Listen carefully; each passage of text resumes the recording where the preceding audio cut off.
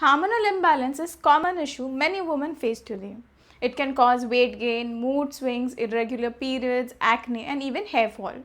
But what most people don't realize is your diet plays a big role in this.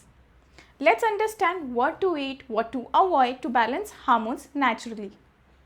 First, cut down on sugar and processed foods. These foods spike your insulin and affect your hormones like estrogen and progesterone. Instead, try to replace sweets and bakery items with fruits and natural snacks. Secondly, try to eat healthy fats. Yes, fats are important. Avocados, nuts, and seeds like flax and chia seeds and ghee in moderation. They all help in hormonal production and regulation. Next is protein. Add a source of protein in your every meal. It keeps you full and helps your body repair. You can try adding eggs, dal, paneer, curd, or even lean chicken if you're non-vegetarian.